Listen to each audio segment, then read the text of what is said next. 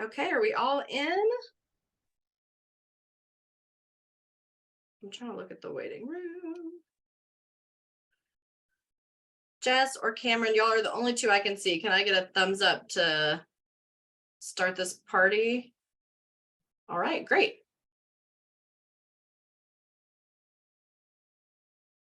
Okay, team, it is 10:03, so we will go ahead and kick off today's Ed Prep Stakeholder Group meeting. Thanks so much for spending some of your Friday morning with us. We really appreciate it. We've got some great content to share with you today. A couple of housekeeping notes. Keep in mind this meeting is recorded and will be posted on the TEA website. Please mute your microphone if you are not speaking and leave your camera on, again, for the benefit of the recording, as well as we do need to make sure you've renamed yourself, both your name and your organization on your image so that the lovely Judith can take accurate attendance.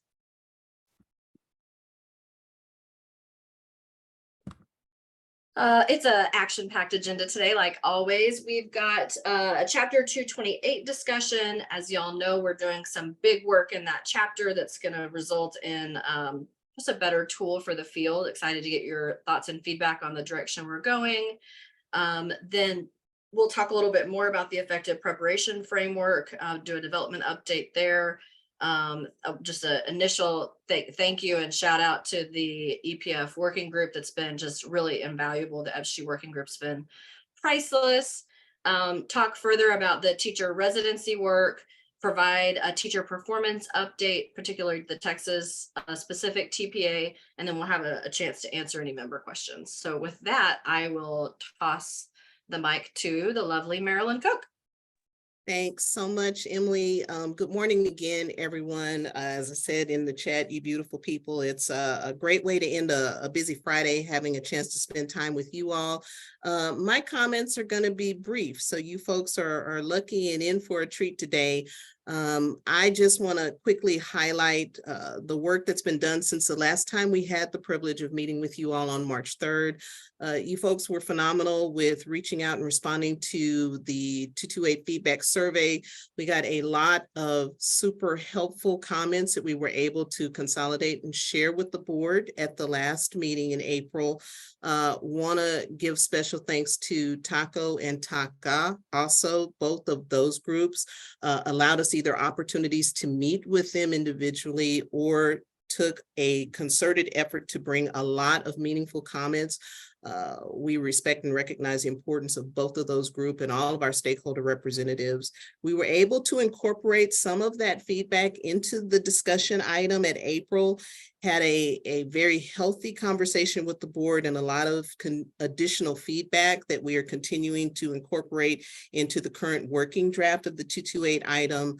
And so we're thankful for the opportunity to talk with you all again today and explore additional opportunities between now and July to get more of your valuable feedback. With that said, I have the great pleasure now of going on to mute and allowing the wonderfully talented, our EPP Director of EPP Management, Lori Ayers, to kind of walk you guys through the rest of our portion on 228. Thank you so much, y'all. Lori, take it away. Thank you, Marilyn. Good morning, everyone. Happy Friday. It's great to see you all again today. I am going to just do a quick overview of some lingering questions that we still have from feedback that we received previously on some of these 228 updates. So I wanted to just start by centering us around just sort of the overview of the updates that are being made in 228. And in doing so, we're going to address just a few of those today. So, we have a whole set of rules that are actually not changing. They're actually just being relocated to another place in TAC. And so I think sometimes that, is creating a situation where folks are thinking that's a brand new rule and it's really not. And I'm going to address a couple of things that have happened with some of the existing rules that have been moved around, because what I noticed from your feedback and just from getting deep into the rules, is that in changing location, sometimes they are losing the thread that they were in and they didn't make sense in the new location. And so some of that feedback is real helpful in that I've been able to go in and fix the wording so that it reads like it read in its previous location. So that's thing one, and I'll point that out as we go through this. And then some of the rules are existing, but they have a new piece added to them for clarification. And we'll go through a couple of those as well. And then some of the rules are going to be new rules altogether that we've been getting feedback on. So let's take a look. Next slide. There you go.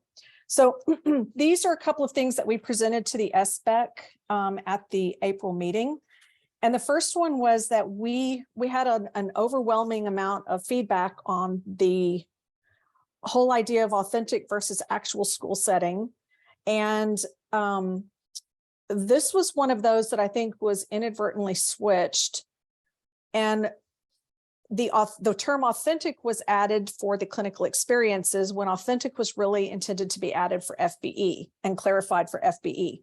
So I went in and switched back the clinical experience terminology so that the term actual is now applied back to clinical experiences as it was supposed to. And the actual is really meant to be an actual school setting versus a virtual or distance learning type setting. So order's been restored there. And I just wanted to make sure if you didn't pick that up at the SBEC that I wanted to point that out now. Additionally, we made the decision to remove the applications as figures because it was going to pose some logistical problems getting those applications updated when necessary and being able to get them out to programs as needed when they wanted to apply for something in a timely fashion. And so when we removed those applications, we went ahead and restored the proposal components that were removed when the applications were going to be figures because it was a bit redundant. The proposal components did not need to be in both places. So we restored that language that was already in there. And then we pointed out also to the board that the fees for the continuing approval reviews are being addressed specifically in the 229 information. Next slide, please. Okay, so additionally, we did address this, and I just wanted to reiterate the feedback around name changes for programs with regard to college and university programs that changed their college or university name. And so it was written as a 4-year college or university can change names. We got quite a bit of feedback on what about a 2-year college. So the revision that I put in there was to remove the 4-year. So now the rule says allowing a college or university to change names, regardless of whether it's a 2-year or a 4-year. And then I'm going to skip down to the last one that was about some wording in the field supervisor rules that was talking about the credentials that a field supervisor needed to observe teachers and reading specialist candidates. And this is one of those rules that when it got moved out of its original thread, the language no longer made sense. And so I restored the language so that it now is back to what it used to be and it makes sense within the thread that it's in. And it is rewritten to read like the B option, A6B, that's in that same rule. So that's one of those that lost its meaning when it moved to a new thread, but I restored it. So those are taken care of, and I appreciate the feedback on those. So the second 2 items, the third bullet that's talking about updating language, there was around 4-day school weeks. There was quite a bit of feedback on that. And I just wanted to point out here that I don't have any updates there. We're still having some conversations around what that looks like and how to address it. And so more to come on that. The second bullet was asking for more definition around the idea of performance activities and assessments. And I pulled out one that was pretty encompassing of a lot of them. that identified both in the number required, in the expectations for evaluative tools, and also in evidence of implementation. So I think the next slide probably addresses that one. Yes. So this is the updated rule language that pertains to that item. And B already exists in that there is existing language in that rule that requires coursework and training to be performance-based. And there's other rule language that requires candidates to demonstrate proficiency in standards, whatever are being referred to in that rule. So that's not new language. What is new is the addition of the detail. So where it says, and include multiple performance-based activities, tasks, and assessments that require candidates to demonstrate proficiency. So that all the way down, including C, evaluative tools, is the new language. And so I know that there's some language that's being developed in the EPF, through the EPF work that's happening. And I think that's going to be addressed later on in this meeting. So what I would like to ask you now is for feedback on what you think would provide clarity here regarding how, the question that was asked about clarity needed, and what would evidence of implementation look like if you were looking for evidence of implementation of this. And in addition to that, what we need to think about is, if this is going to be a coursework revision, what kind of an implementation runway would be needed so that programs could, once this becomes effective, have a reasonable amount of time to update coursework. So seeking feedback on what kind of clarity we need to provide here. What would make this more clear?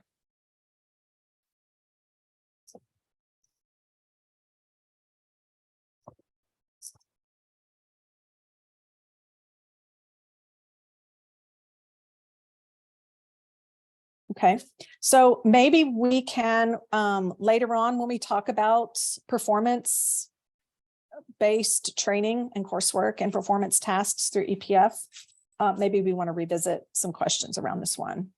So let's go to the next slide. Okay. So this question, we had a lot of sort of discussion at the SPEC about this one, and there was a lot of feedback on this. So I know this is something that's near and dear to programs, and that is about an updated exit policy. So existing in rule currently is the first sentence that says all EPPs shall have a published exit policy for dismissal of candidates that's reviewed and signed by candidates upon admission. The added language is meant to encourage programs to really think about a point of dismissal for inactive candidates. And, we presented the information to the SPEC about the number of candidates who've been listed as enrolled for 5 or more years in programs across the state. So that number is pretty high. And so in an effort to find concrete points at which candidates are no longer enrolled in programs, this is what the second part of this updated rule is meant to address. So my question is, in helping us figure out if we have the right language in this rule in terms of the updated exit policy requirement for dismissal of inactive candidates, what are some ways that your EPP determines the point at which a candidate is no longer pursuing certification with your EPP? And if you're not in an EPP, what are your views on a reasonable period of time that candidates should be allowed to remain inactive in programs before they would need to re-enroll and restart coursework? Does anyone have any feedback for me on any of that?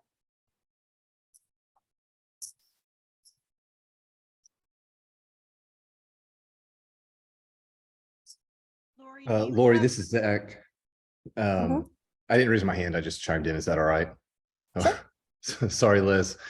For us, within our letter of agreement, we stipulate that they have 2 full school years upon the acknowledgement of the letter of agreement to complete all certification program and state requirements. And so we've just got a regular cadence where if someone has not yet been complete with coursework, internship, testing, send out emails. Are you still interested in pursuing certification? What's your status? And so that gives us an idea. And the majority have said, you know, I moved on to something else. Some will say I took a break, and then we'll reassess where they are. But that regular cadence of just that follow-up gives us a better understanding. Are they still looking to pursue?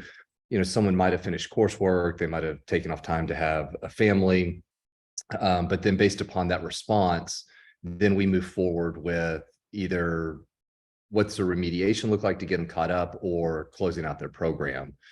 Okay. The reason we do 2 school years is a lot of times that coincides at some level with the legislation, and we're going to pick them up if, you know, big rule changes go through, they need remediation to do that. And we've kind of got to gauge what 2 years out looks like, that what we know they're entering into for our program requirements typically be able to be completed within that time. So it's arbitrary, but 2 years, 2 full school years works for us. Okay. Thank you for that. Liz, I see your hand up. Yes, so I think one thing to consider between, you know, IHE based, and I would suggest that instead of university based, that needs to say IHE, because there are community college programs. So that'll take care, you know, just make sure that's taken care of. But there's a difference, obviously, in alt cert and the traditional routes, in that the alt cert already have their baccalaureate degrees, whereas students don't that are in a traditional route. And so 2 years may not work, and I'd want feedback from other people as well, because they may not be at Texas Wesleyan, but they may be chipping away at some prereqs over at TCC. They're not on our radar, but they're still kind of actively pursuing. So, and just kind of looking at this cold today, you know, I'm just thinking that for IHEs, it might be a different timeline. Zach's cadence makes perfect sense with an alt cert where somebody's already got the big thing they need to do this. So that would just be my feedback. Thank you for that. I have a follow-up question. Liz, how does your program currently determine when a candidate's no longer pursuing certification?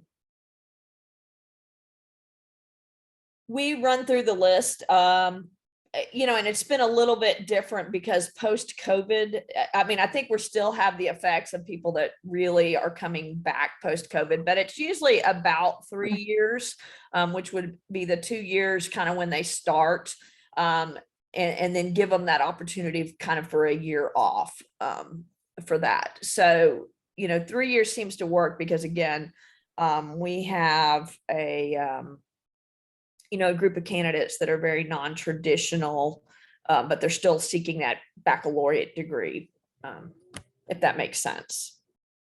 That's helpful. Thank you. Yeah, it does. Thank you.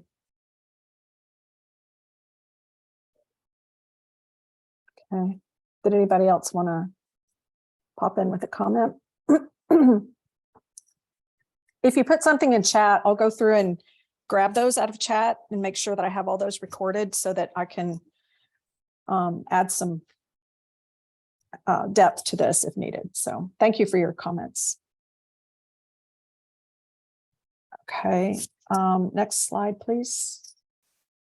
Okay, so this is one that is,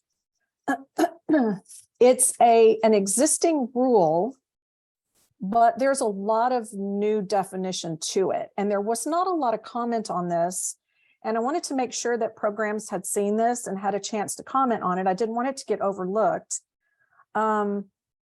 because this is really going to impact how programs process candidates who are admitted in one area, but then maybe want to add another area after admission or want to change to a new area after admission. So again, the first part of the rule is there. It allows a candidate to put in writing a request to change to a new certificate area or add something. So, you know, if a candidate's wanting to be on course subjects EC6 and they had an ESL supplemental, they can, if you approve it, or if they want to change altogether and pursue a new certificate area. So I wanted to give you a minute to read those 3 parameters that would be around this authorization of a candidate to change to the certificate area. And then I would like for you to read those in context of the question that I have here, which is, do these parameters support the EPP obligation to provide quality preparation to candidates? Because this is in the section that's the EPP's obligation to all candidates, right?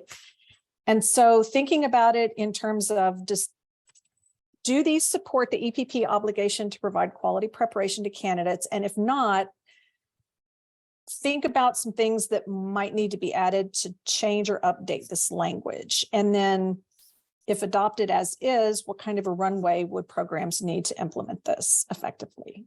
So I'll give you a moment to read through it.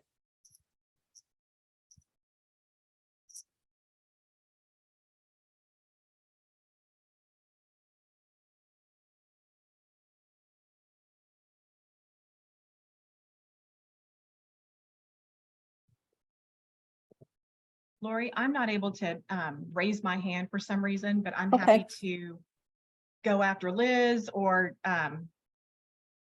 indicate Okay. in the chat that I'm raising my hand. But So, well, since you're talking and you have the Okay. floor, why don't you go ahead and then Liz right. and then Liz and then Zach. Go ahead. okay, so I believe that that what is written in green in the green box, I do like how it's currently stated. And I think also the fact that EPPs are held accountable to their candidate success on their certification exams by the second attempt also encourages EPPs to consider making sure that candidates have had the requisite coursework and training needed. And so that, for me, seems to work. And for our EPB. Okay, thank you. Liz? Yeah, I think in general, I think this makes sense. I agree with what Gina said. And this is a more general comment that I meant to say in my last comments. I think one of the things, we're doing such a big change with 228, and I know the traditional method of doing things is strike and underline for new and strike for replace. I think the problem is because we're repealing the whole chapter. When existing language is moved, it's all showing as new, but it's hard to tell what's the difference between what's been added. So is there a way, at least for just this time, we could bold the additional language that's embedded within new language?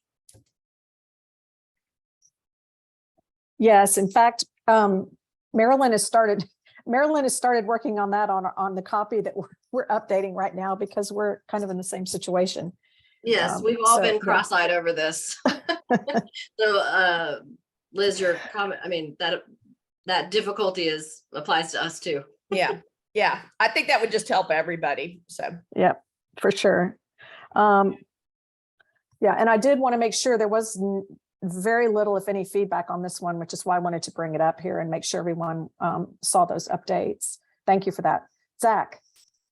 Yeah, thanks, Lori. I agree with Gina. I think part of the tie to accountability on the second test attempt, certainly puts the onus on programs to make sure the candidates are well prepared. But when you look at one on this, what is staff's thoughts if we have someone who's enrolled but goes and takes a PAC test to show that?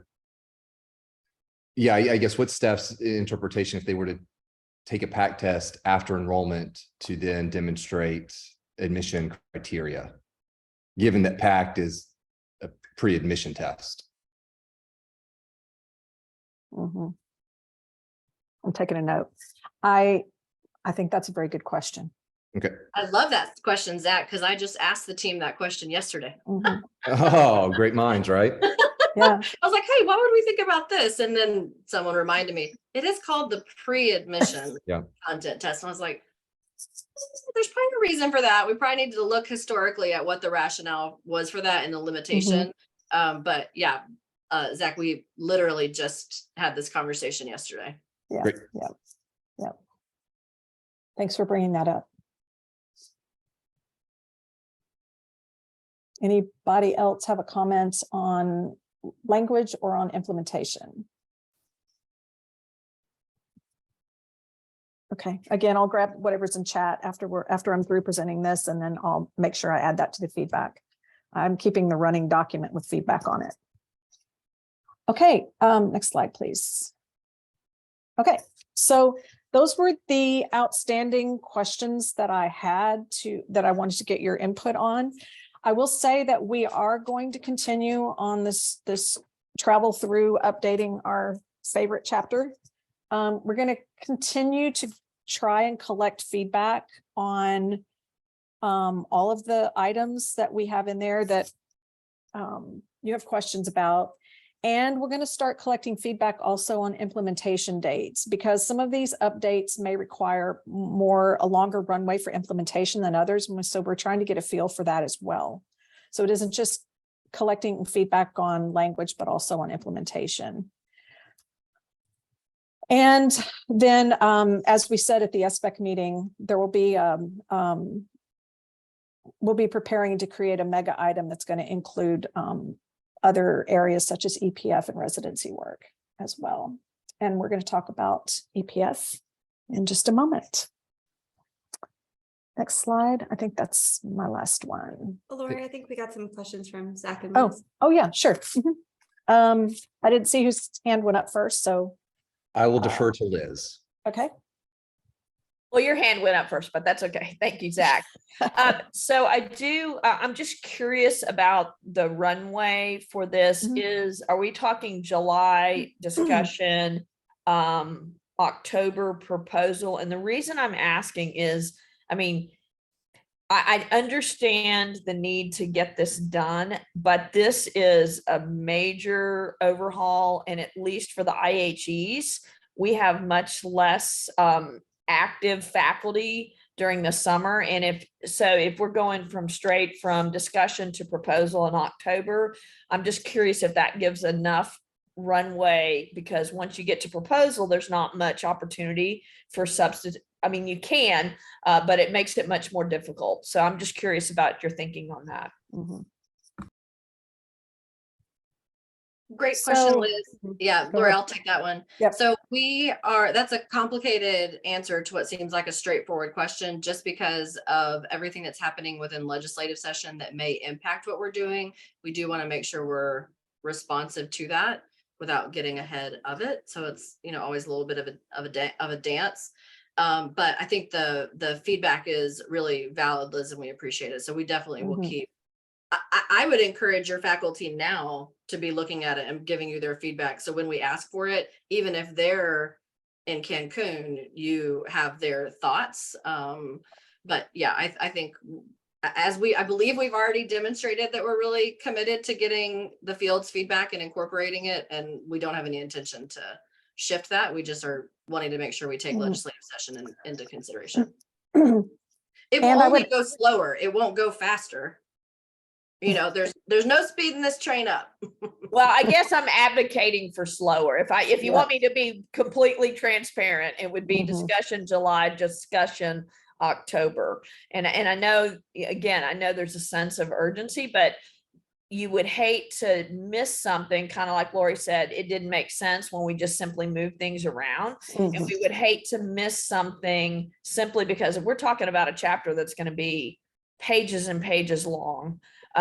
So we don't want to implement something unintentionally that then causes a whole bunch of problems. Yes. Yeah. Yes. Balancing that with the idea that if we move something too far into the fall, the feedback that we will get is, well, this puts us back an entire implementation year because of the cycles of change of what we do and how long it takes. So, we've got to balance. We're really trying to move at the speed of quality, but there is a sense of urgency for the field to start embracing this new chapters. So I totally agree. Just Yeah. giving feedback. thank you. And I would just add that in terms of an implementation runway too, I'm thinking that, you know, there might be ways that moving the whole chapter forward to adoption, but determining when a piece of it might be effective, because there are some places that may take a lot longer for programs to develop and implement. And that may need a little bit of a longer runway. And I know that that there was some question from the SBEC board at the meeting about some of the implementation and how long it would take programs to make some of these updates. So That's a thank you for great that comment. point, Lori. That's a great point. Mhm. Zach. Thank you. I just want to echo, you know, the tension. I understand the tension that staff lives in of quality, and I just echo Liz. I think there's a lot of good wisdom there, especially it looks like all the education legislation is going to go to special session at this point. But so just echoing Liz, I've got two actually specific questions, Lori. Hopefully just for some, one is a question, one, some clarification. In 228.65, dealing with the internship. There's that new provision that the internship needs to start the day, or you can't start an internship outside the day the intern is recommended. Has staff given any thought about also putting that in 229.4 and tying it to accreditation? I was kind of thinking you could do it in 4A or 4B, tying it to field supervision. That way it's looked at on an annual basis, making sure that the certificate begins when an internship also begins, as opposed to if this was done in a 5-year review or something like that. I understand the intention and the desire is to make sure internships line up, but I thought if you could put it into 229, you get an annual accountability rating there too as well. So that's not really a response, but just something to think about. My question specifically, if you can help, I want to make sure I'm reading this correct. So in 228.81, we have this section of field supervisor qualifications and responsibilities, specifically related to A6, capital A.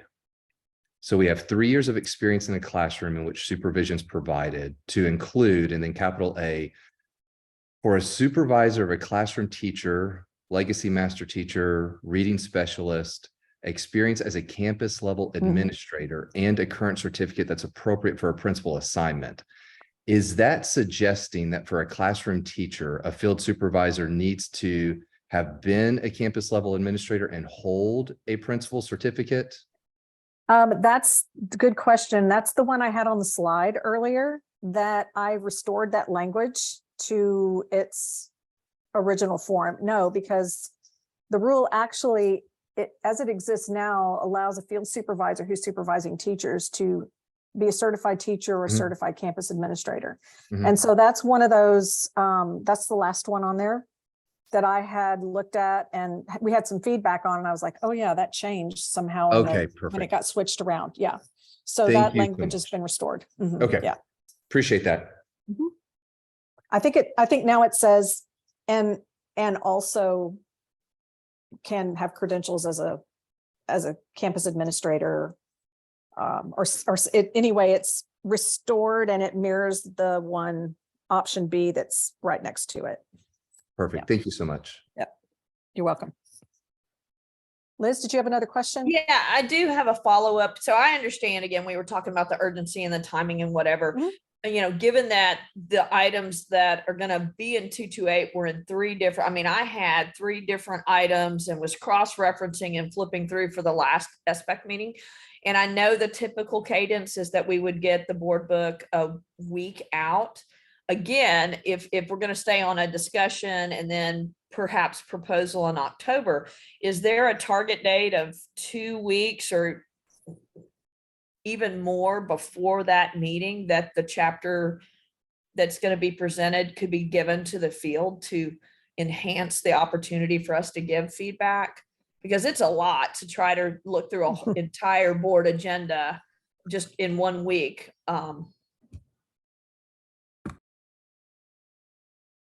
Emily, I'll volley that one to you. Yeah, I know it's really complicated, Liz, and our board members give us the same feedback. I don't want to over promise and under deliver for you there. My guidance when I've gotten this feedback before and what I did for myself as a board member was, I know I'm going to get it a week out and I block off time on my calendar because I can't give you something before it exists. And so I'm sorry to not have a better answer to that question. That said, if it is ready sooner, we will not artificially hold it by a predetermined date. If it's ready sooner, we'll get it to you. I don't want to promise that will happen. Sure. And I would just say, typically you just gotta go to the board page and look for the posting. Again, given the enormity of this chapter, if we send it, Easy. We can email out and say, hey, Okay. it's posted. Totally. right. Yes, that's an easy note for us to make. Actually, we should just do that all the time. We should email EPSG when it's been uploaded. Great upgrade. Thank you. Awesome.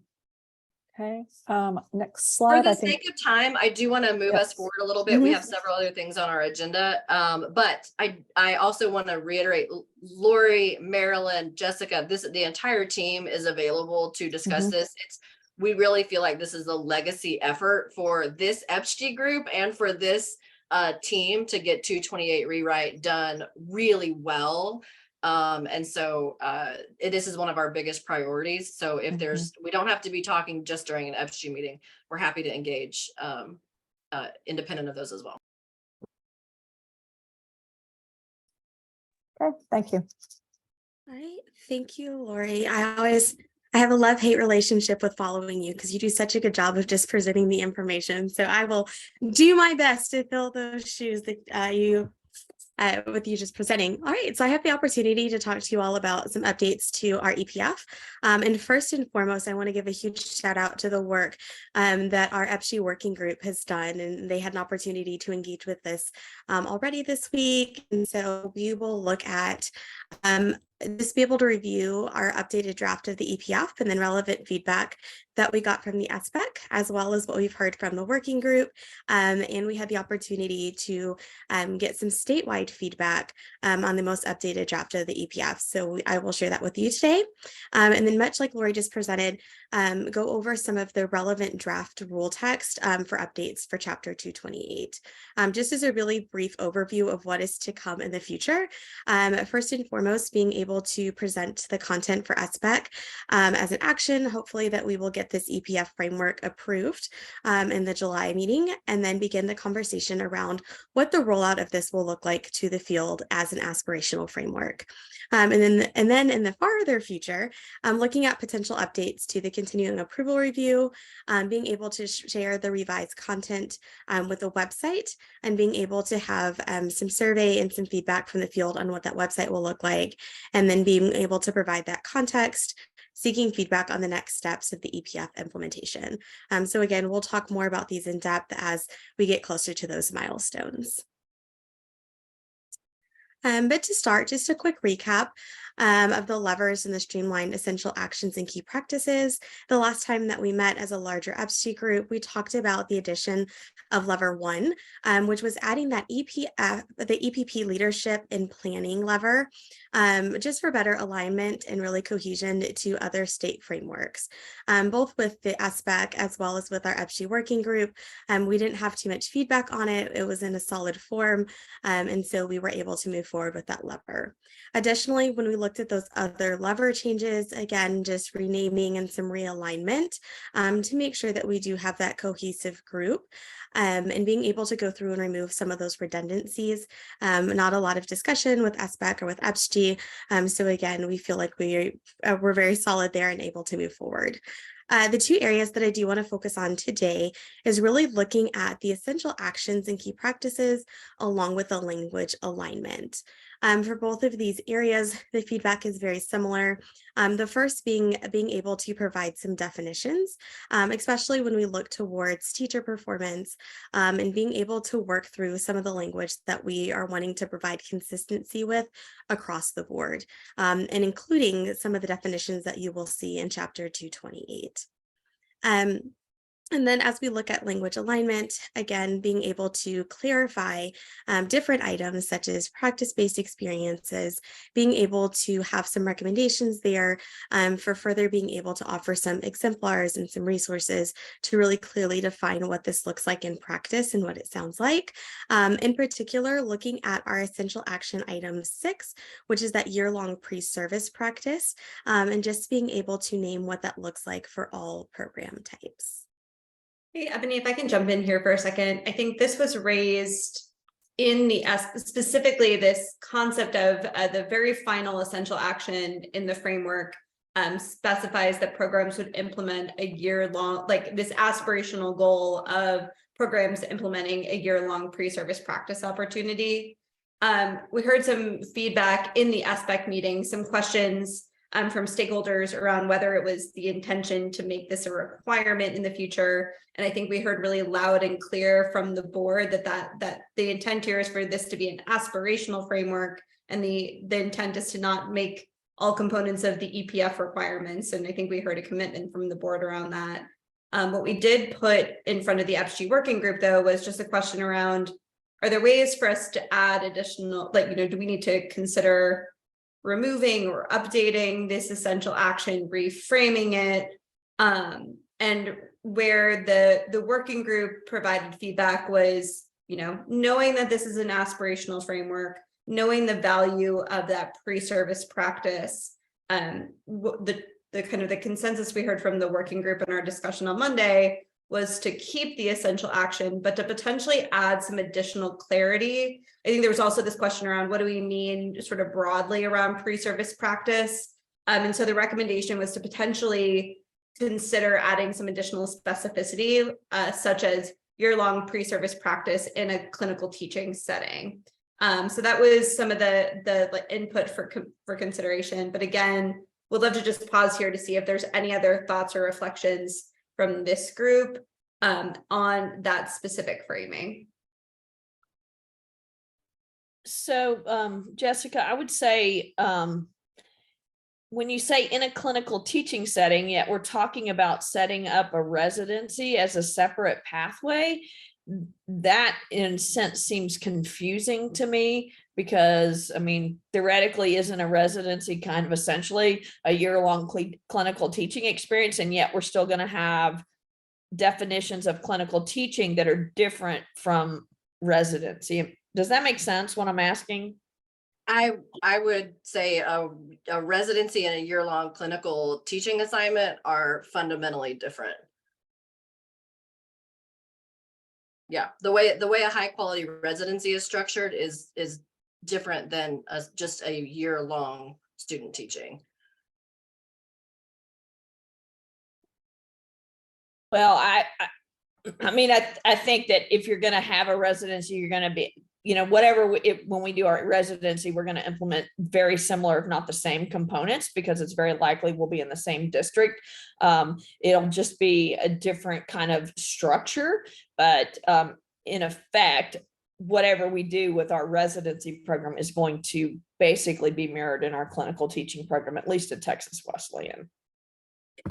Yeah. If it goes that your clinical teaching is mirrored after your residency, I think that sounds phenomenal. That sounds great. But that would not be the way it would be required. I think that would be an excellent example.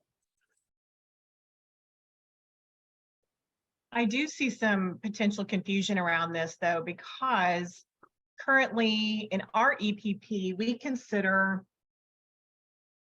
clinical teaching any capstone experience leading to meeting the full requirements of our program, like at the very end, that capstone experience. Mm-hmm. And so that can be, for us, that is either a year-long clinical residency, an internship, or a 16-week assignment that we use to, that's basically clinical teaching from previous language. So we consider all of that a clinical teaching as part of the clinical teaching.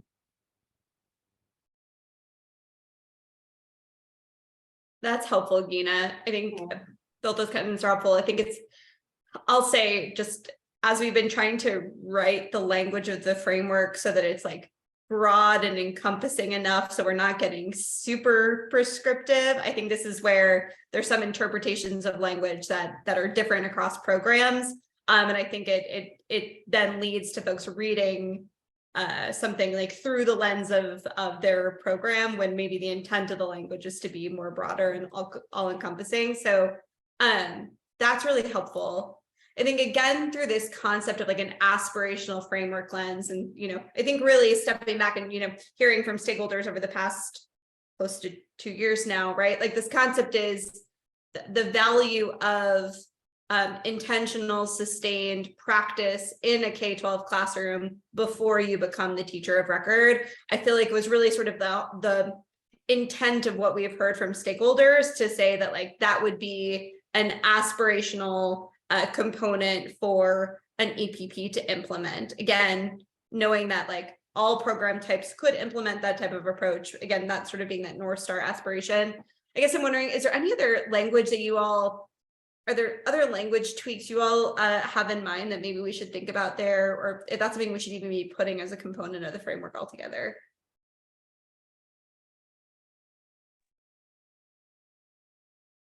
Well, I don't have anything specific to add other than what I grapple with still is the idea that there would be 2 or 3 very distinct pathways that are resourced, preferenced, described, vastly different from one another. I think that while there are some very distinct differences, I think that they need to all be viable options for our candidates without this kind of competitive,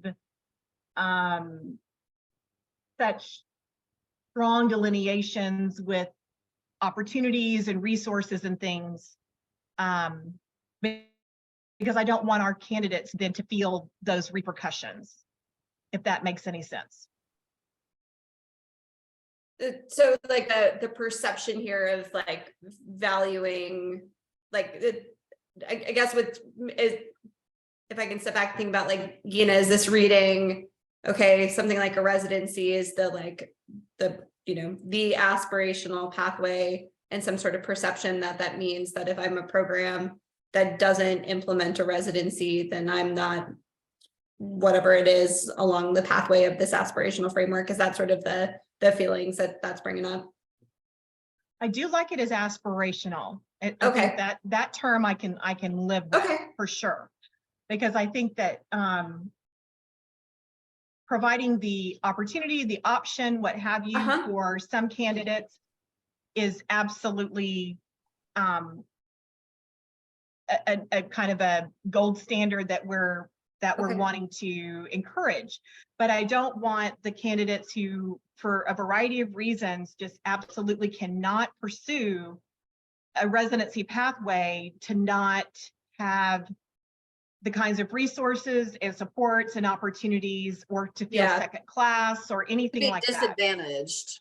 Right. Yeah.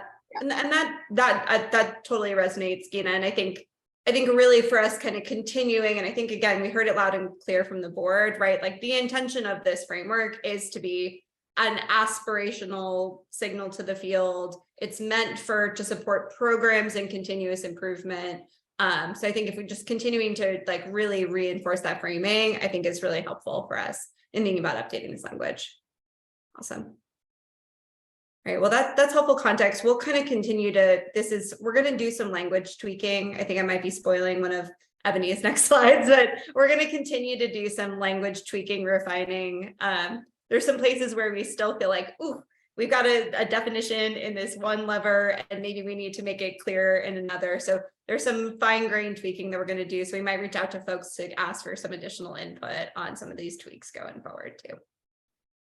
All right, Ebony, I'll turn it back over to you. Thanks, Again, Jessica. I think I totally spoiled your next slide.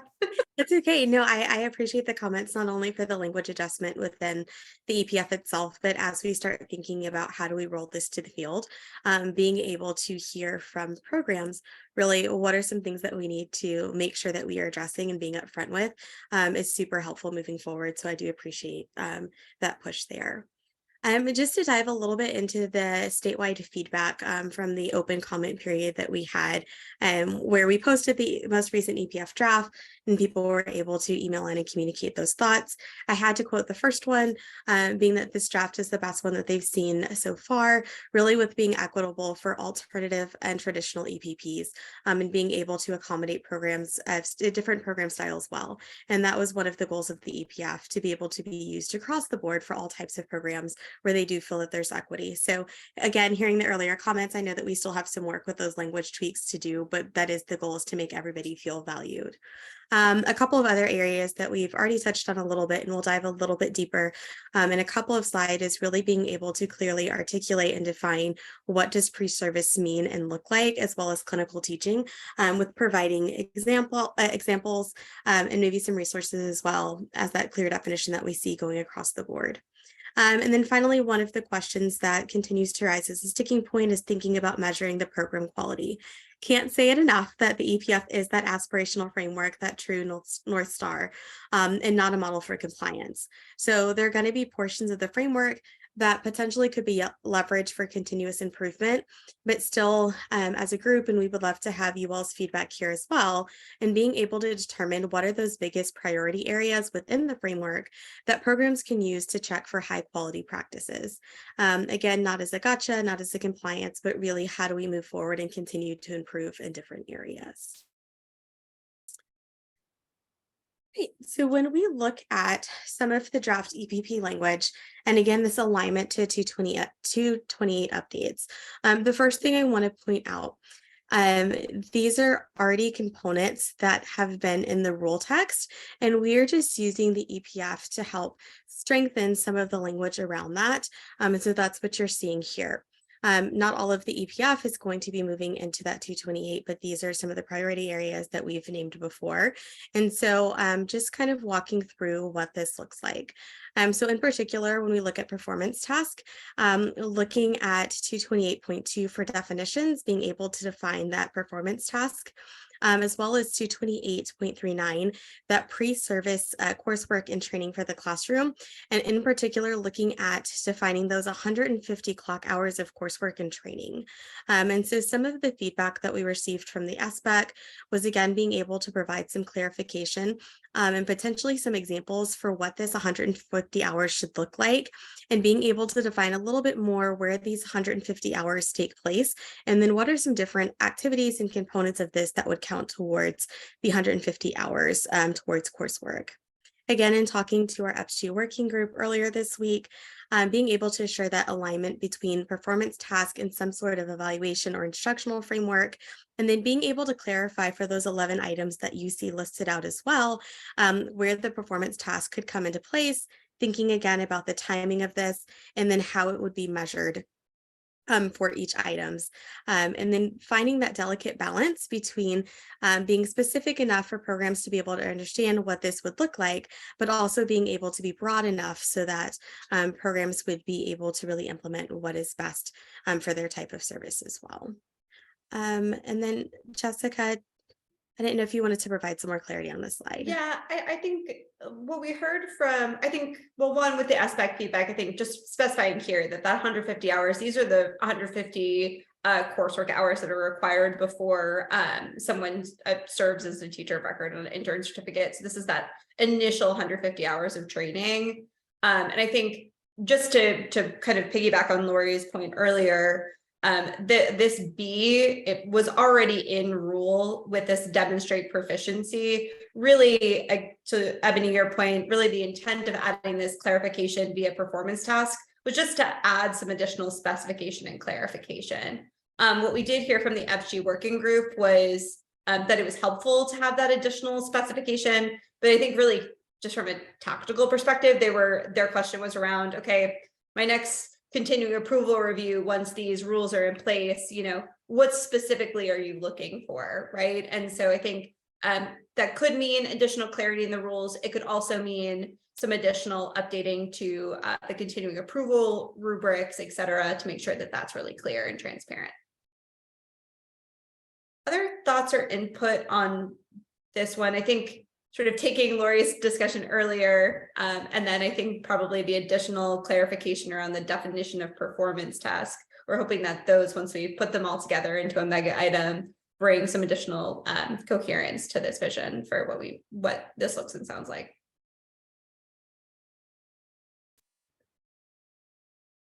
Awesome. Then I think we'll transition to the next one. Okay, along the same lines, looking at really assessing candidate progress and that continuous improvement support. So a few updates here, looking at 228.31 with the minimum educator preparation program obligations to candidates. And so really just ensuring that they're well prepared for that, as well as looking at the field supervisor qualifications and responsibilities. And so we had a great discussion with the working group really around the idea of the training for the field supervisor. And really, when we're looking at the formal observations, thinking about the timing of those, but first and foremost are driven by the outcomes in the coursework. So where are they with their coursework? And are we truly going in to be able to observe the candidate during different components of that timing? That practice experience, and then really looking at the needs that are identified by the campus supervisor for the candidate to be able to receive that coaching and that support there as well. And then being able to provide those really in time interventions so that as we are seeing that there may be gaps or there may be struggle points there, that we're implementing those interventions early on. And then I'll pause here as well for comments. I think the key here was just this concept within the EPF of the connection between coursework, practice in the clinical setting, and aligned coaching and feedback. And again, already within the rules, there was the specification around benchmarks and structured assessments. And there was already within this rule this concept of informal observations and coaching, but there wasn't specification as to when those would be necessary. So I think in particular, so we're trying to find those instances to add that clarification. I think in particular in this 228.89, I think the rule previously said provide informal observations as needed. You know, and so in evaluating a program, someone could say, well, no one's needed informal coaching in 5 years, right? And that would be perceived as needed. And so really just thinking about best practice, one area that felt like a strong connection would be, you know, the purpose of a formal observation is to understand kind of where the candidate is in their development relative to standards and competencies. And likely that would necessitate, if I identified an area of growth for my candidate, necessitate some additional follow-up informal observations to kind of understand how there's growing and developing in that area that we targeted. One thing that the EBSG working group surfaced for us that I just wanted to get y'all's feedback on as well is that it definitely resonated for them, this concept of formal observations driving informal observations, but they named that there's also other things that drive informal observations. So there might be, you know, targeted outcomes of coursework that we then want to go and do an informal observation to understand our candidate's ability to apply that skill in an instructional setting. There might be other needs that were identified by the campus supervisor, sort of outside of a formal observation. And so their feedback was to potentially broaden this slightly. They also weren't opposed to just naming at minimum informal observations after formal observations, but recognizing that there also might be other instances in which informal observations happen. So just wanted to get a sense from this group if y'all had any additional input on this language.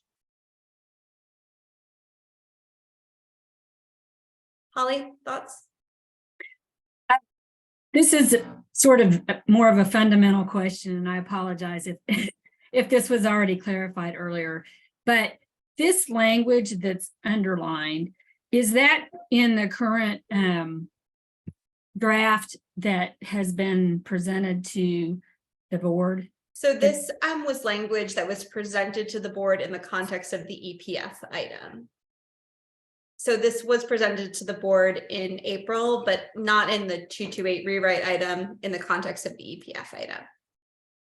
And Okay, all right. To add a layer of complexity here, Holly, the way that it was presented in the EPF item was we leveraged the new 228 rewrite as the base, treated that as rule that's not underlined, right? And then took the underline as the changes that would be applicable for the EPF. So I think, Liz, connecting back to your hence, the ability to look at all of this together when we put the pieces into one coherent whole, but just wanted to name that. But the board did see this in April. Gotcha. Thank you. I appreciate that. I wanted to know if this was separated out from the main item for the chapter 228. So that's helpful. Thank you. Absolutely.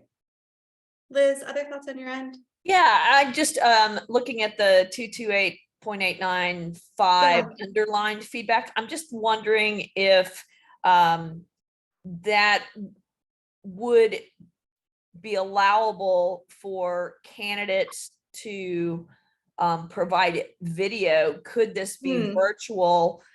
Because the supervisor going in the classroom changes the dynamic. And we're also talking about, if we think about geographic spread for maybe some of our people out in West Texas, having the opportunity for video coaching and feedback, because this is going to add expense to programs. So how can we increase quality, but also minimize impact of expense?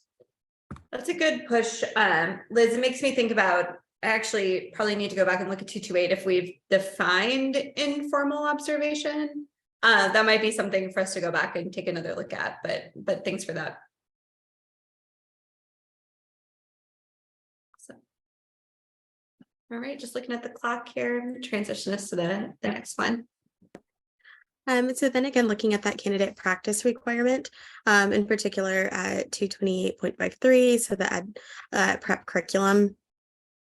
And really just being able to include those opportunities for practice. And so again, our feedback and our discussion with the SBAC really talks about providing those examples and including specifics of what authentic and rigorous integrated opportunities looks like and means. I think the theme is clarity here. And so making sure that there is consistency across the board and a clear understanding, which was a very similar conversation that we had with our FG working group, and being able to really pull out those practice-based experiences. So for example, looking at it in 3 buckets, where we're looking at some observations, whether that be being able to analyze student work, looking at transcripts, looking at practice and models, having the candidates be able to have those peer run-throughs, and a lot of rehearsal time, both in the courses prior to going into the classroom, as well as practicing what they're seeing when they're in that classroom, and then looking at co-teaching and then that coaching support as well. So again, just strengthening what those end time supports look like and the ability to be able to practice. And I would name, there's also a definition, we didn't include them on the slide, but definitions of analysis, representations, and enactments that were also included as proposed definitions in 228.2 in the EPF item that capture the sort of examples that Ebony included at the bottom there.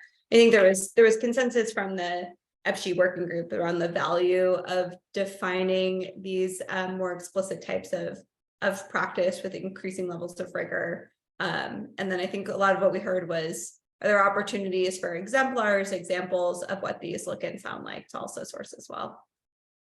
Liz, thoughts here? Yeah, since Ebony mentioned co-teaching, and you know, we did the co-teaching train the trainer model out of St. Cloud, and I'm 1,000% supporter.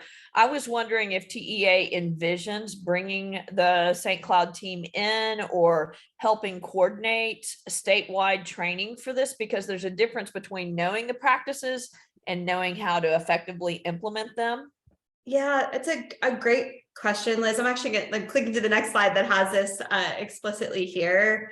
Because that was the final connection, was adding this definition of co-teaching and adding this specific requirement under clinical teaching for co-teaching. I will say we did get feedback from stakeholders that potentially naming one model of co-teaching, i.e. the St. Cloud, which is proprietary, that likely got some pushback around, like, we probably need to pull that explicit language out of the definition. But to maybe do a little bit more of a global definition of co-teaching. But I think, to your point, Liz, I think this is an excellent example of one of the purposes of the EPF being, right, if these are the priority components of educator preparation quality, how can we align state resources, trainings, tools to help support the field here? And knowing the St. Cloud training is one that we know a lot of EPPs have found incredibly valuable and informative in their work. So that would certainly be something that we would step back and take into consideration. Actually, the Teacher Vacancy Task Force had a recommendation around the development of a statewide cooperating teacher training. So that's something that we're certainly taking a look at, knowing the value of that task force recommendation. So that's a good example of how the website that we will stand up for the EPF will end up being a resource for EPPs, having examples. I think that's a great way the website can be a helpful tool. So just a note here that I do think we'll want to broaden the definition here, but I think still keeping kind of the intention of the components of co-teaching. One thing we did get feedback on from the EPSHE working group, which definitely resonated with us, wanted to put it out to y'all as well, is potentially adding to the requirements for specifically for cooperating teachers, to add a specification that their training should include training on co-teaching. And so wanted to get some thoughts from this group, if that made sense for us to consider also specifying in the training requirements around training on co-teaching.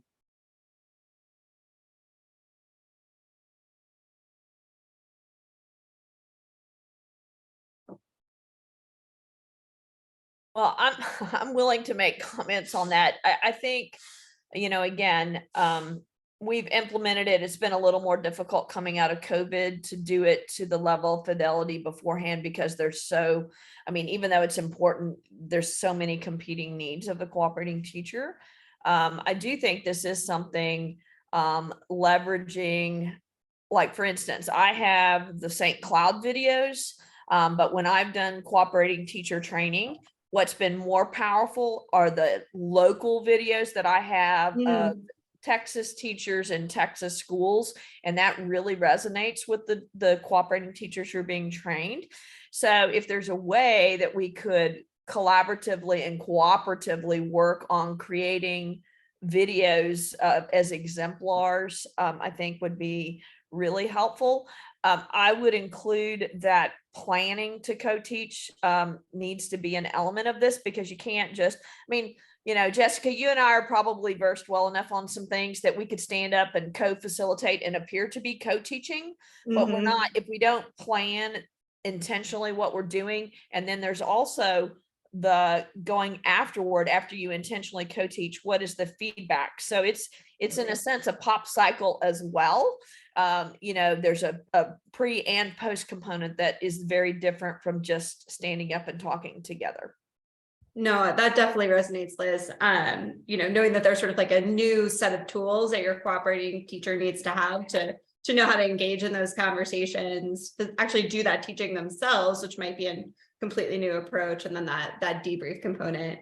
I love the idea of kind of thinking about development of some video exemplars. So certainly I think as we go forward, again, think maybe even connecting to this development of a statewide cooperating teacher training, something for us to definitely consider further.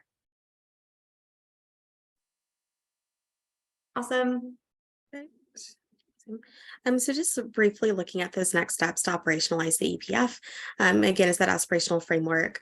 And so the first would be, we would hopefully receive guidance from the board to be able to establish an EPF website that's going to host the framework content along with those exemplars and resources that we just talked about, that are aligned to the framework and the essential actions. And again, we would be receiving feedback from the field throughout that process. The second part is looking at that idea of continuous improvement. And so again, the SBEC could direct us to update the rules in 228 that we've talked about in depth with alignment to those fundamental practices, as well as gaining the direction to begin the process of redesigning the continual approval review in alignment with the EPF, really to be able to provide that substantive feedback on areas of strength, but also areas where we can continue to see growth. And then finally, looking at updates to the EPP commendations, in particular with commendation 4. So looking at those EPPs that are really innovative and going above and beyond with that alignment to the EPF.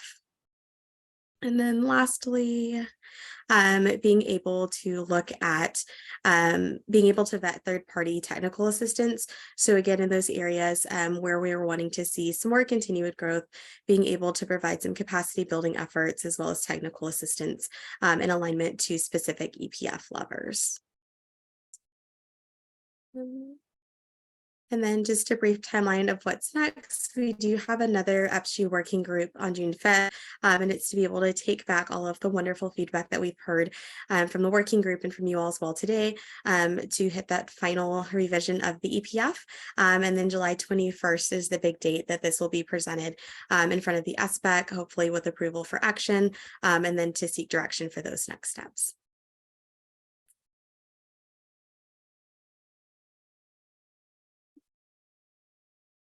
And I think that's it.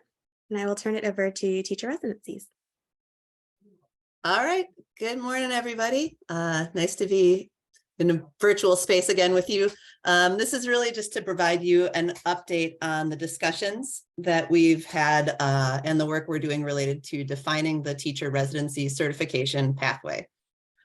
So as you know, we've had 2 discussions with the SBEC around defining what makes a high quality residency program. And then how do we distinguish those candidates who are produced through a residency route?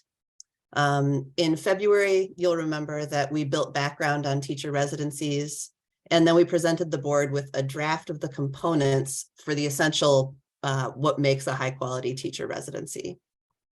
This arrow in here represents a time of stakeholder engagement, which I'll discuss in a little bit.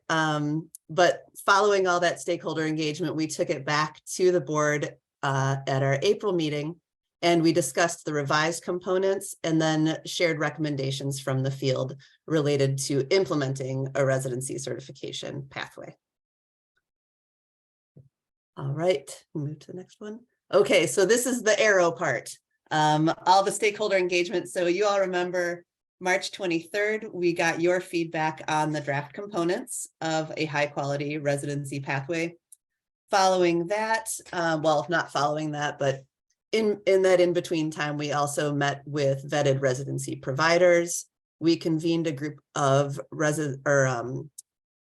representatives from districts, from LEAs on their thoughts on this pathway. We shared this with the folks at TACTI. And then we also shared the components at the Chief Academic Officer Council meeting. What we heard from each of these groups was this push to, set the bar really high for quality, distinguish this pathway, but also allow flexibility for implementation because we know that it varies program to program.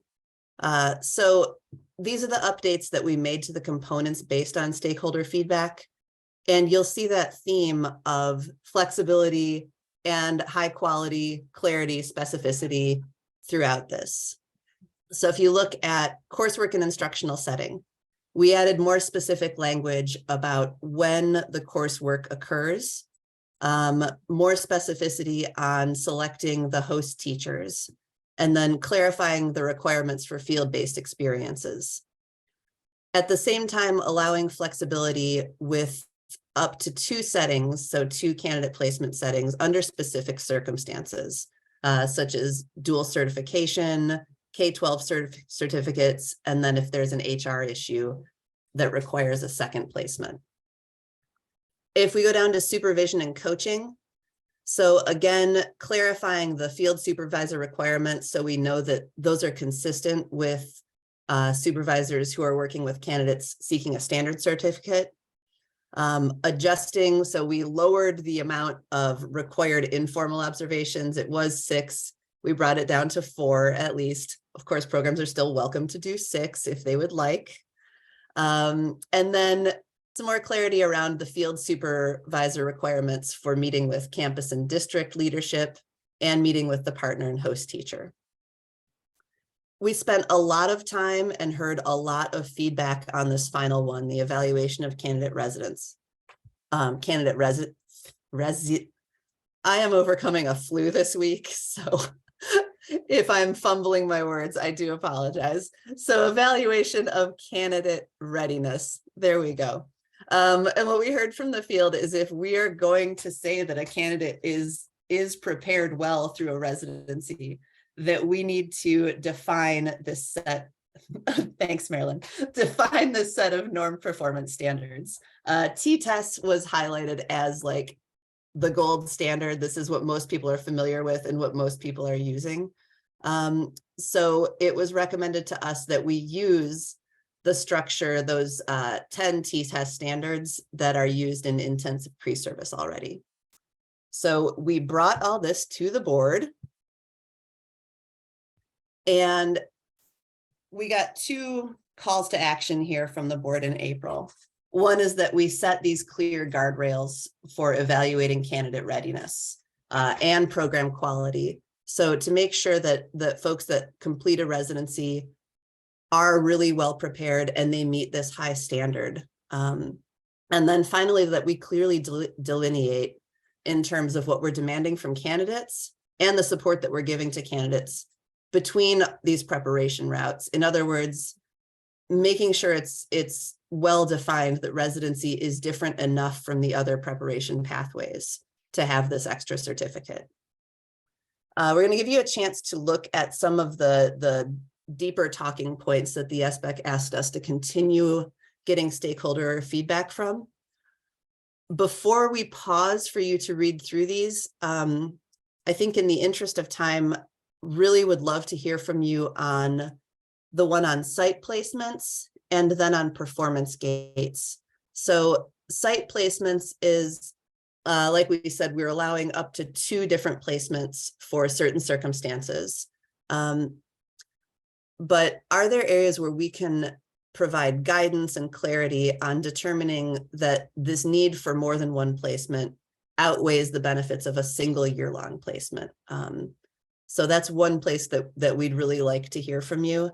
And then the performance gates, are we looking at the right ones? And just in case you don't have those memorized, I'm going to put those in the chat, just the basic titles of the performance gates from T-tests.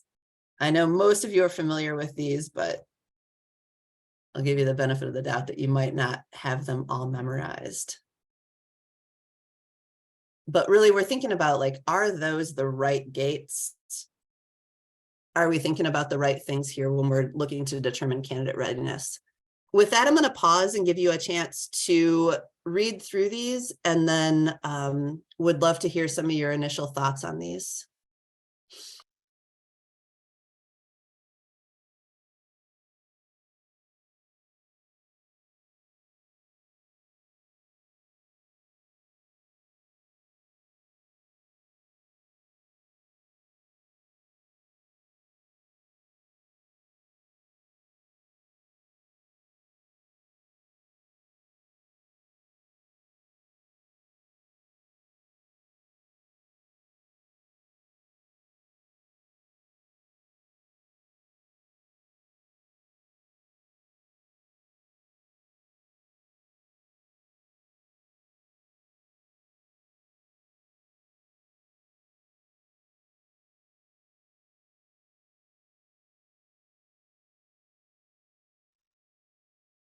Beth, is the calibration training mentioned?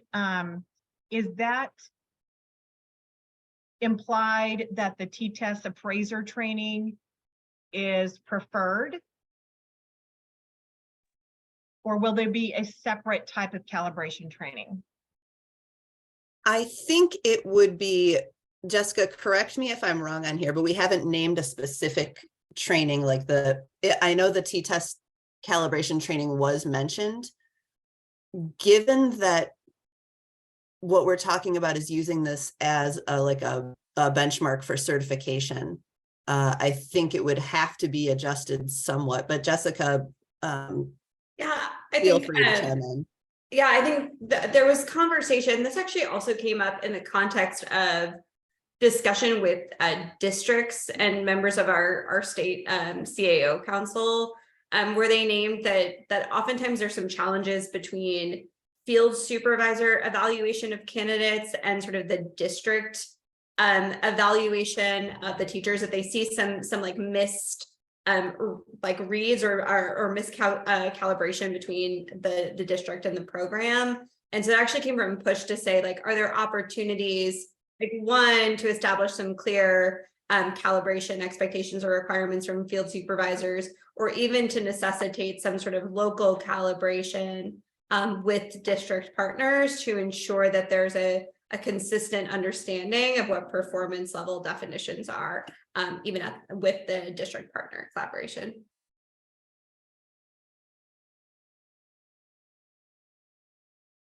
I think something for us to get some additional specificity on around in terms of language. Yes, I agree. I have a comment about the site placements. Since I'm one of the ones that probably brought this to the forefront, you know, we did use shared decision making to determine that we felt that was in the best interest for the candidates to have the 2 placements. I mean, again, we can go both directions. We fell on the side of principals want to see candidates kind of across their certificate, and this was coming from the LEA that we are working with. And there's the opportunity to learn. Sometimes candidates, even though you have 2 high quality cooperating teachers, they connect in a different way. And sometimes we see differential growth or blossoming in that second placement that may not, it may be more geometric than linear because it was just a different perspective. So I just don't want it to become so burdensome that people just say we're going to default to 1 placement, because we have to do all of this to justify why we want to do 2 placements. That's super helpful, Liz. Thanks.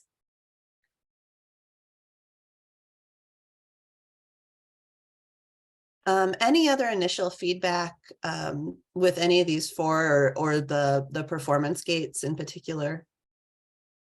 Just to name, I think we leveraged the intensive pre-service language. I think we got great feedback from stakeholders, so that was something for us to consider, and should have given a push from stakeholders around TTAS being sort of the most aligned instrument, or one that even if EPPs use another instrument that can map alignment back to TTAS, that it was helpful to kind of leverage as a starting place. I will say for intensive pre-service, right, some of the performance thresholds were not at the proficient level, because that was really like demonstration to enter into an internship. What we did do was update all the proficiency levels to the proficient level. But thoughts on folks' ends around that language being leveraged in that way here?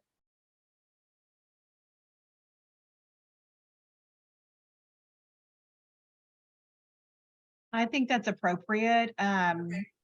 Certainly proficiency would be the threshold that would be expected by the end of the experience. I even know some colleagues who don't even allow the accomplished or distinguished, because I think that sometimes a tendency is to rank up even higher, and that there are students that feel discouraged because they're not accomplished or distinguished. But as a candidate, that's just, I think, not appropriate. And that accomplished and distinguished should really be used sparingly. Yeah, no, that definitely resonates, Gina. And I think kind of connects back to that like calibration component, right? Like, let's get a real read, you know, like, you know, a proficient is rock solid, you know, in-service teacher. To what extent are residents demonstrating those components? Or that definitely makes sense. I think one thing to Nate, oh, sorry, go ahead, Holly. Well, I again apologize if I'm mixing items here, although they are all related. But this idea of proficiency versus mastery, it seems to me that I saw in the language somewhere the expectation of mastery. And so I just want to make sure, and I can try to go and find that. It might have been in the item for the chapter 228, the big item, but I remember seeing something in the description about aiming toward proficiency, and then I remember seeing something in the actual rule language that was speaking about mastery. So again, I apologize if that's the chapter 228 item. No, Holly, it's a good push, and I probably need to go back and look across. I think that there's like a little bit of an interesting dynamic, right? Because we want mastery of the educator standards, and our pre-service like our chapter 235 educator standards are written through the lens of the knowledge and skills of an effective beginning teacher. But when we think about the T-test framework and our chapter 149 in-service educator standards, right, those are thinking about like the continuum of a teacher's development. And so they're a little bit almost of like two different like yardsticks. And so the extent to like, you know, can we confidently say performing at the proficient level on T-test actually demonstrates mastery of our chapter 235, you know, educator standards, because we're expecting them to be at the beginning teacher level. But I think that that's something for us to do some additional crosswalking through and just kind of make sure that that's really shored up and like explicit. Okay, thank you. Appreciate it. Yeah. I think one thing to name here, and we did name this for the board too, that again, identical to the intensive pre-service route, this would be a certification requirement. And so really those proficiency levels would be, you know, a candidate would need to meet those for recommendation for certification.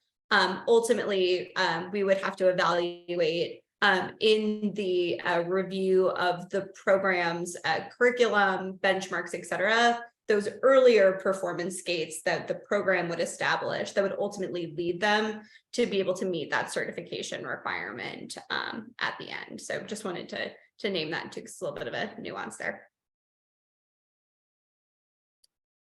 So. All right. Well, thank you for providing that feedback. If you think of something later on, please just send us an email or get in touch. We are anxiously awaiting all of your input on this. Oh, Holly. Yes, I had another, speaking of performance gates, I know that there was sort of some pretty substantial discussion at the board meeting about this notion of residents being exempt from the pedagogy exam. And there's not, it seemed to me that there wasn't consensus on that at the very least among the board members. And so that wasn't part of this discussion points for follow-up. And I kind of wondered why, or what y'all's take on that is going forward.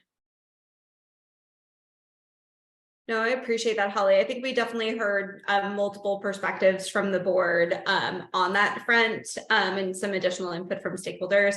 I think that's one where, frankly, I think we just need to bring it back to the board for further discussion and input as well, just to get their read. I think the ones that we have on here are ones that I think we have a kind of perspective and potential like proposed updates to language to get input on. I think that was just one that we just need to come back to the board and say, given some of these other things, particularly, you know, we've brought back out this concept of performance gates to the fielding on input there. I think it's just an opportunity for further discussion with the board.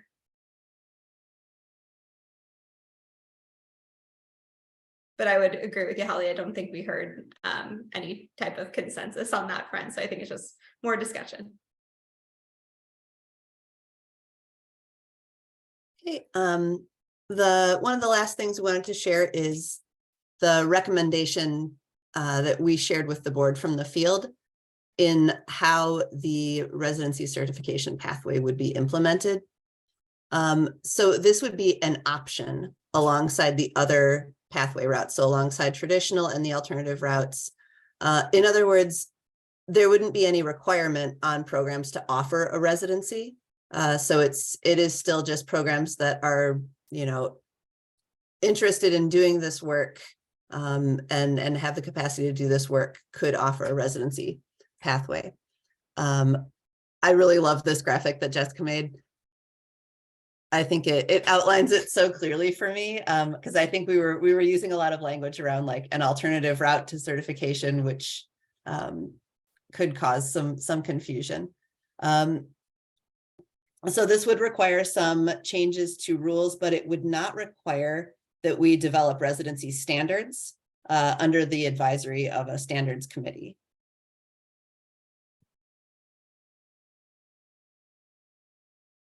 So what we have going on next is we're going to continue to engage with stakeholders on these components and the aligned rule text. We're going to continue to develop these approval rubrics for residency providers. SBEC is going to learn about residency partnerships in the upcoming work session in July. And then we're going to bring draft rule text back to them at their July meeting. Liz, other thoughts on your end? Yes, do you mind going back to that previous slide, Beth? Yeah. Okay. So I just want to reiterate something that I said at the SBEC meeting. My concern about having this different certificate or this different title on the certificate. I know there has been some language about residencies, people holding a residency certificate starting out higher on the pay scale. There's any number of reasons that a candidate might choose one of the routes. But once you do that, then you're kind of locked into this stair step. How do you ever catch up? I mean, just because you go through an alt cert route doesn't mean that you might eventually become a better teacher than someone who went through a residency route, and yet you're going to be consistently behind on the pay scale. So Hey, Liz, can I jump in? I'm sorry, that's not an SBEC rulemaking issue. That's legislative. So it's not, number one, it's not a real thing yet because it hasn't passed and session's not over. But number two, that's really a legislative, I would encourage you to talk to the bill author about those concerns, because it's not something that SBEC has signaled a desire to do either. Okay, well, I appreciate that clarification, Emily. I think the intent of the differentiated certificates here, again, was just based on feedback from the field, both to distinguish for candidates the preparation they received and for districts, hiring managers to understand that preparation as well. Awesome. All righty, so again, just stamping that there's a lot of continued stakeholder engagement work on that residency front as well, and looking forward to continuing discussions with the board in July. I think our final sort of agenda topic today was the SBEC's April discussion on teacher performance exam options. And here with an opportunity to discuss with the board, sort of really coalescing around their recommendation for sort of implementation of teacher performance assessments as certification exams. And what we heard clearly from the board is that it's their desire to require a teacher performance assessment pedagogy exam beginning in the 26-27 academic year, and to provide two options, a Texas-specific TPA and Ed TPA as those options. Operationally, what this looks like would be the sunsetting of the PPR come 8/31/26, with the Ed TPA continuing to be an option until that point where it would continue to be an option from 26-27 onward. And then the development of a Texas-specific teacher performance assessment that would also launch in the 26-27 academic year. And again, just stamping the board's previous direction to create a carve out for CTE fields that would continue to have, that would have the PPR for trade and industrial education and the NTPA as options moving forward. I would say, so during the April meeting, We'll continue, the board gave us direction to continue to move forward with procurement processes related to the development of a text TPA. And so we will bring them an update and gather their input on the components related to that procurement process at the July meeting to get their discussion and input before moving forward. But as we discussed with the board in April, the intent would be to run that RFP to seek an IHE or a consortium of IHEs, Texas-based, who would develop the content of a Texas-specific TPA in collaboration with Texas stakeholders. DeMarco, I'm going to turn it over to you to share the upcoming opportunity. Thanks, Jess.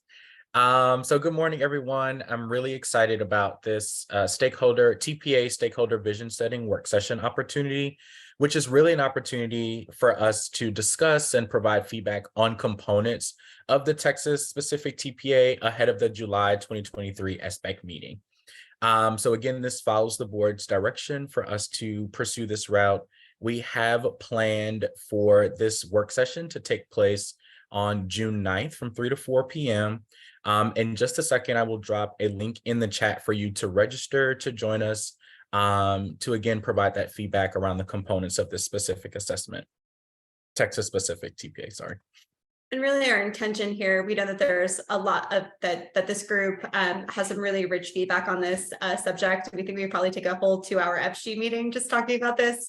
So we figured we'd set aside some dedicated time to dive deep here. Again, really wanting to unpack with you all as our FG, you know, what could be the components of a high quality Texas specific teacher performance assessment. So we'd love to get into some of the weeds with you all.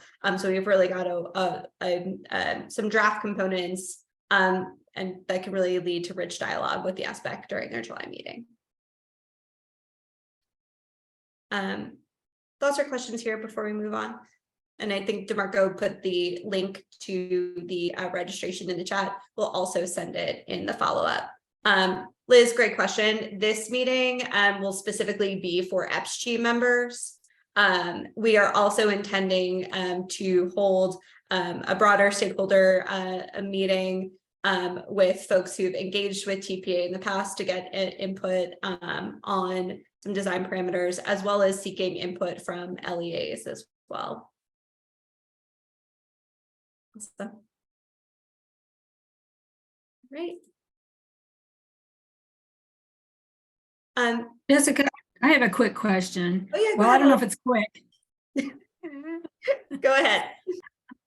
Can you remind me what led to the drop off of the third option, which was a alternative TPA as one of the options for the agency to pursue? Because I know at the April meeting, the chart that you presented, the alternative option was no longer part of it. And so can you just quickly remind me what the what led to that being dropped off of the discussion?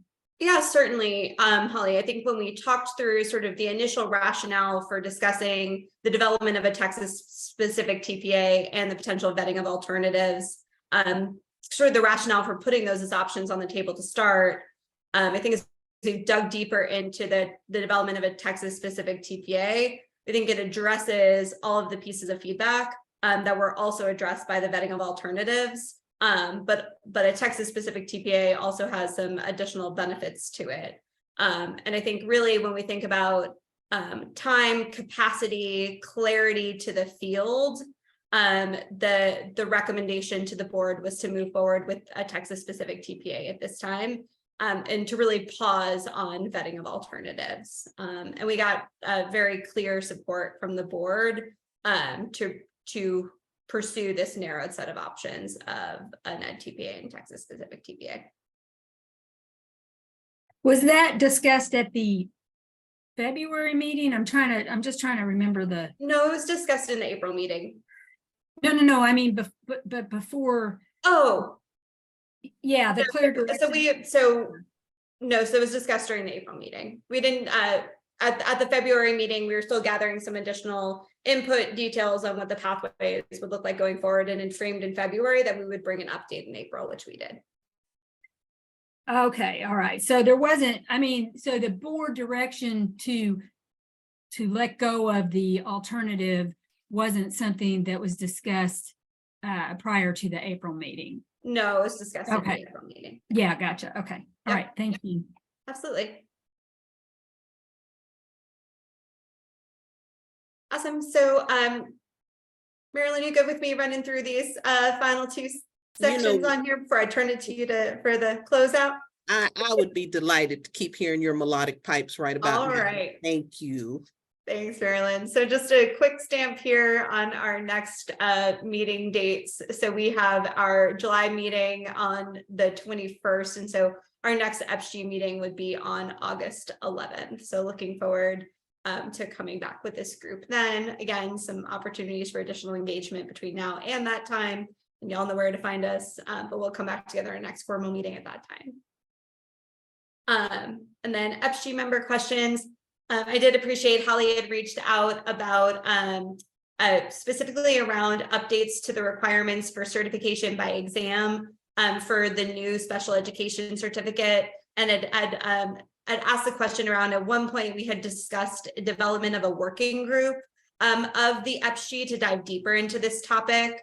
I named for Holly, I'll name for this group. We had put some of our special education stakeholder input on pause as we sort of got to the end of the academic year. And we've actually been diving pretty deep with our deaf-blind stakeholders over the course of the past few months. So just for team capacity, we put some of that engagement on hold. But we do plan on picking that back up in earnest in late summer, early fall. Again, also, we're wanting to see if there was any legislation that came through that might have other implications for special education policy. So we will look forward to framing some next steps for this group, hopefully as early as our next meeting together in August, to potentially solicit folks to engage in a working group on this topic. So a little bit of more information to come, but thank you, Holly, for raising that. That was super helpful to be able to name back to this group too. Marilyn, I'll turn it over to you to close it out. Thanks a lot, Jess. And I wanted the group to know Emily Garcia has a young scholar in the family getting an award today, so had to sneak out just a few minutes earlier and express sincere thanks, as do I and the rest of the team today. We are always excited about the opportunity to meet with all of you. I hope all of you will join me in thanking Lori and Jess, Ebony, Beth, and DeMarco, amazing talents, for their information sharing today. I got to have the easy seat and just be quiet and mess with y'all in chat, but we sincerely appreciate all the feedback. As Lori had mentioned early on, we'll be reaching out, I think, for some additional definite stakeholder engagement, and just want to express continued thanks for hanging in there with us and always being a collaborative group and trying to help us get where we need to be with this rulemaking and improving education for all folks involved. With that, I think you folks get to kick off the rest of your Friday, and hope you enjoy a wonderful weekend. And if there's anything else we can be doing to be helpful and supportive, please reach out. But that's all we have for you today, and we really thank you again for your time. Y'all take care. Thanks, y'all. Have a good weekend.